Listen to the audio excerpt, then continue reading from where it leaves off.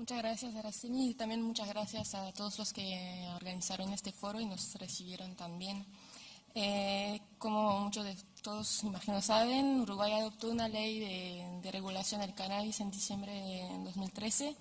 Yo solo hice mi tesis de maestría sobre eso, ¿no?, de doctorado, pero entonces, como deben saber, lo que prevé la ley es la regulación tanto del cáñamo industrial como del cannabis medicinal y del cannabis recreativo. Y para es el primer país en el mundo que realizó una regulación completa del cannabis recreativo.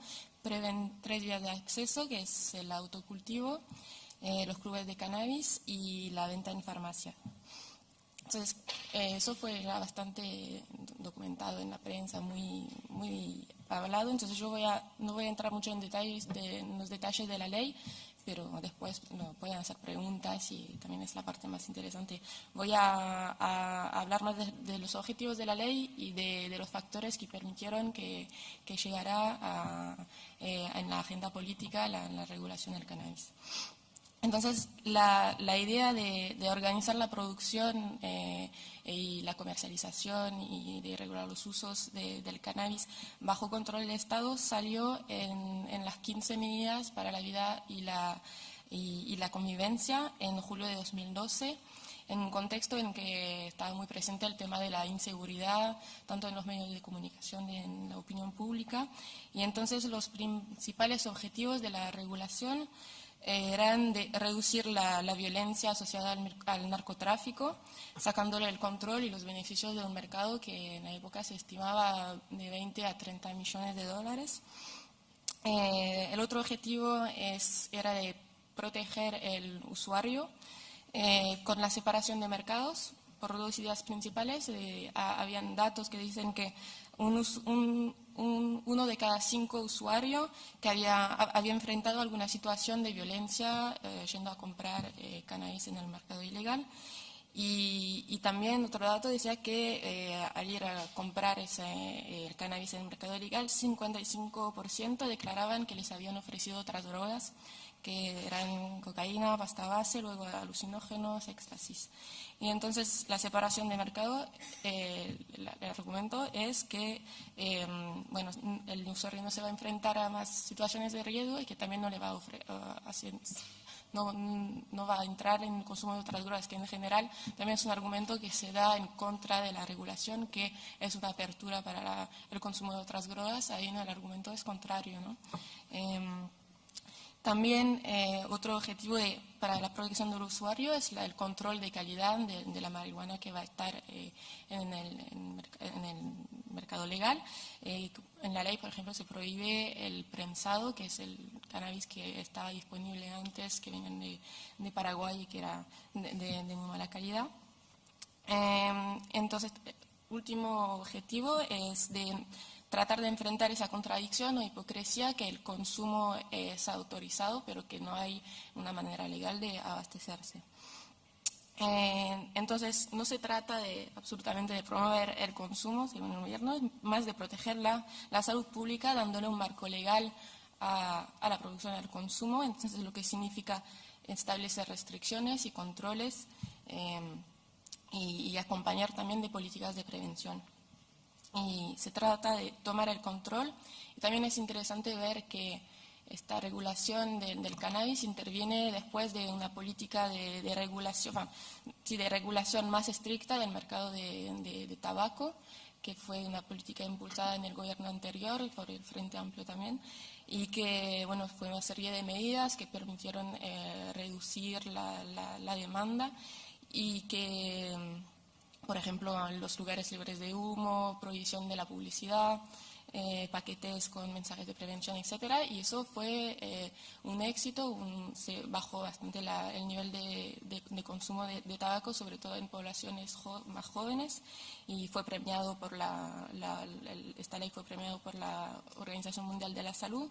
Paralelamente también sobre el alcohol, ahora en Uruguay hay una tolerancia cero para la conducción.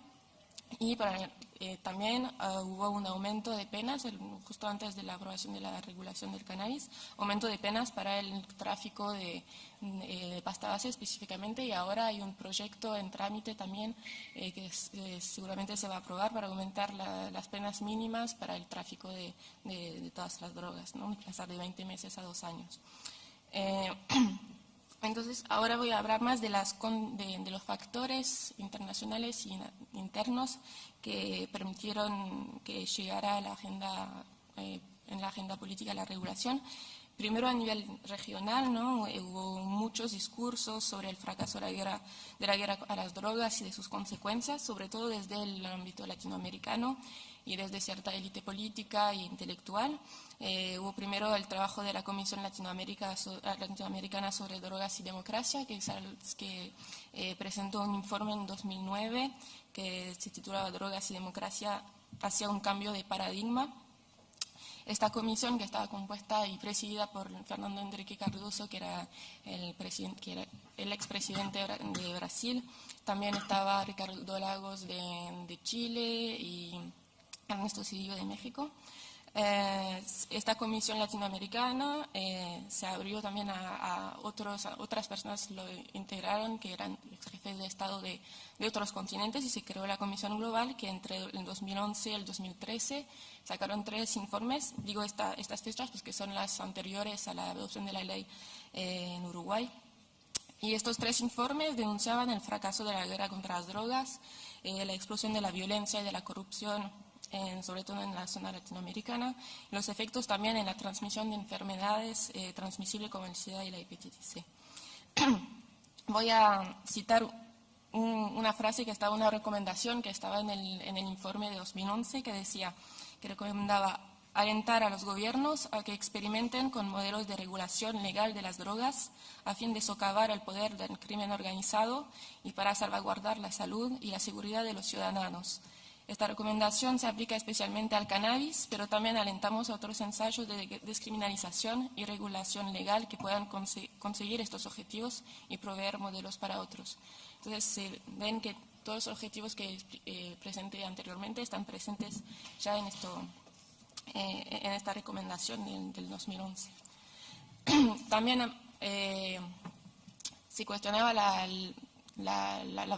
política de guerra contra las drogas y sus consecuencias en ámbitos intergubernamentales, como en la OEA, que en abril del 2012 el presidente colombiano Manuel Santos presentó la necesidad de hacer una evaluación, ¿no?, de esta política de guerra a las drogas. Y finalmente también en el 2012 pasó que la legalización y regulación del cannabis en el estado de Colorado y Washington.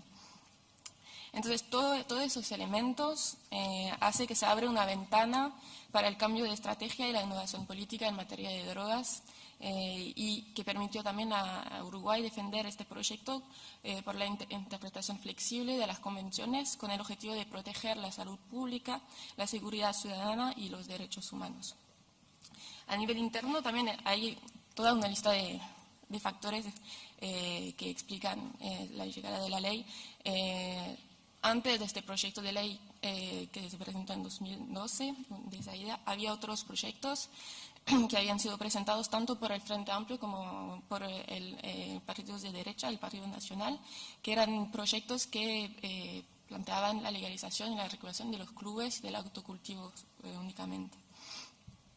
También hay el tema de que había una sociedad civil muy movilizada, y no solo por el tema del cannabis, sino por otros. Había como un paquete de derechos que estaba presente durante la presidencia de Mujica, que abarcaba tanto la regulación del cannabis como el aborto, el matrimonio homosexual y también temas de política penal. Y entonces fue un proyecto bastante fuertemente apoyado por la sociedad civil. Bueno, el impulso también del Ejecutivo, desde el presidente Mujica, fue muy importante, porque tenía una popularidad muy fuerte y mucho carisma también a nivel internacional. De forma más general, también el Estado uruguayo se caracteriza por tener una fuerte tradición de regulación desde el Estado. Por ejemplo, los juegos de azar, hay casinos públicos o públicos privados también en Uruguay. En 2002 se reguló la prostitución. También hace poco había una producción de alcohol nacional. Entonces hay una tradición liberal y también laica muy fuerte y una fuerte confianza de la población en el Estado, ¿no? También no es anecdótico decir que la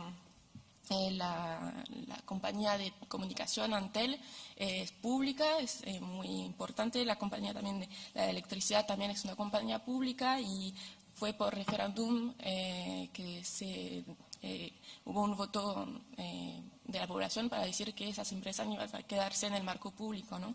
Y no privatizarse. También 60% del sistema financiero es público. Bueno, entonces, Uruguay es un caso bien especial y también explica por qué esta ley está también con muchos controles, un fuerte control desde el Estado. Últimamente una característica evidentemente esencial para eso es que Uruguay es un país donde hay una institucionalidad fuerte, no ha sido penetrado por el narcotráfico, las instituciones no fueron penetradas por el narcotráfico, hay una fuerte institucionalidad también a nivel de política de drogas. Y es un país de 3 millones de habitantes con niveles de desigualdad relativamente bajos comparado al resto de la región y niveles de consumo bastante altos, porque en Uruguay el consumo de cannabis tiene los niveles más altos junto con Chile. Entonces la regulación también podría tener un impacto fuerte en el país por esa razón. Bueno, ahora voy a tomar un poco de agua. Y quería hablar de la implementación actual. Decirles las últimas cifras y novedades. Nivel de autocultivadores, hay 5.063 registrados. Son hogares, ¿no? Que significa que también no son, hay más personas que benefician de estos cultivos. Hay también 20 clubes que están registrados.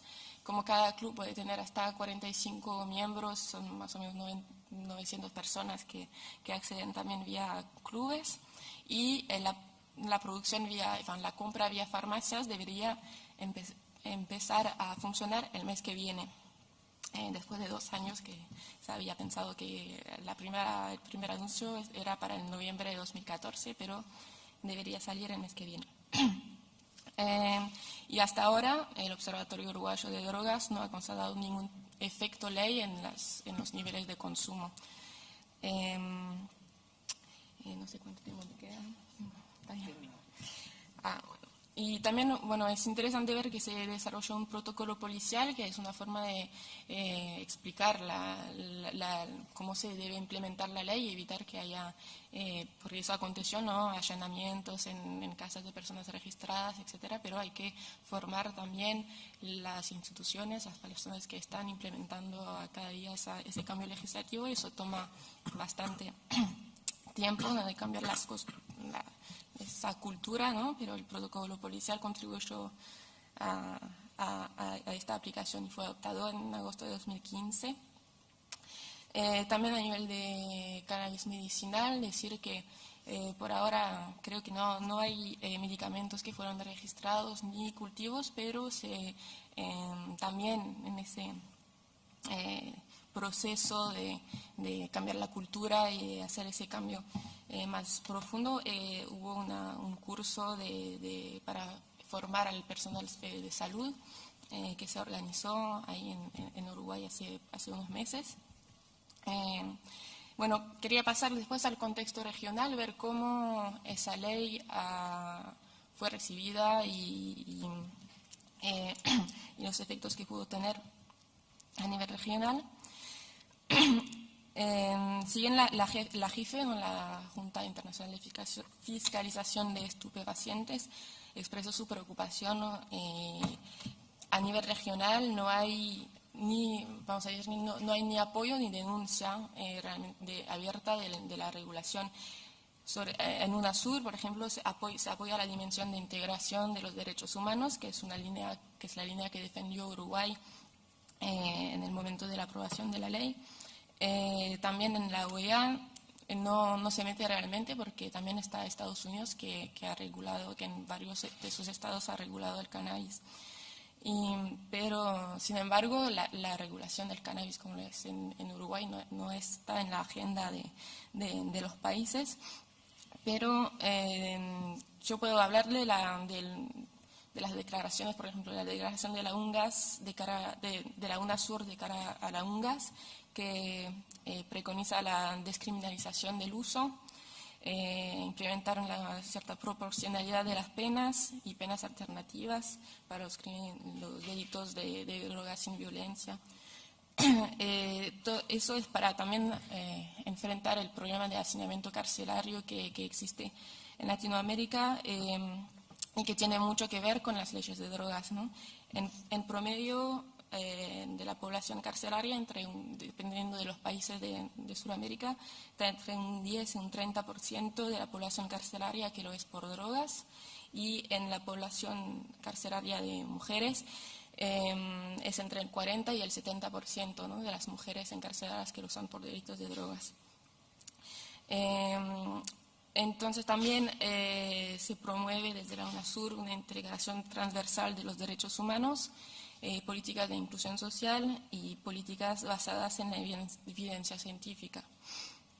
En los cambios concretos que hay en la región fuera de Uruguay, está el avance del tema del cannabis medicinal, que muy recientemente, en el 2015, se reguló en Chile y en Colombia, que reguló la producción y el acceso. En Brasil también en 2015 hubo avances administrativos que permitieron, que facilitaron la importación de productos a base de CBD y recientemente ahora a base de THC. En Paraguay también se puede importar bajo ciertas condiciones muy restrictivas, pero en Argentina también, pero hay un proyecto de ley que se está discutiendo sobre cannabis medicinal, que sobre todo tiene como objetivo dar el marco legal para la investigación científica y ensayos clínicos. A nivel de descriminalización del uso en general, varios países adoptaron leyes que descriminalizan totalmente la tenencia para uso. Es el caso de Ecuador o Uruguay. Otros que despenalizan y que ponen sanciones administrativas. Es el caso de Brasil, por ejemplo, que despenalizó, pero sigue un crimen en Brasil. Pero hay un proceso en el Tribunal Supremo Federal para descriminalizar la tenencia para uso personal. Y también hay otros casos que se prevé la internación compulsiva en caso de dependencia, que es el caso de Paraguay, Bolivia y Venezuela. Pero en todas las legislaciones se diferencia la tenencia para consumo personal de la posesión ilícita, y hay dos elementos. El elemento central para su aplicación es cuáles son los criterios que se van a usar para diferenciar la tenencia para uso personal del microtráfico, si se establecen o no cantidades, topes o no. Y otro debate es si se debe diferenciar o no escalas de tráfico y la respuesta penal correspondiente. Por ejemplo, en Uruguay se está por aprobar una ley que, como les decía, que va a aumentar la pena mínima para el tráfico, y en Ecuador en 2014 se crearon 4 escalas de tráfico, se bajaron las penas y justo después se aumentaron. Entonces hay cambios y debates sobre estos temas también muy importantes. Gracias.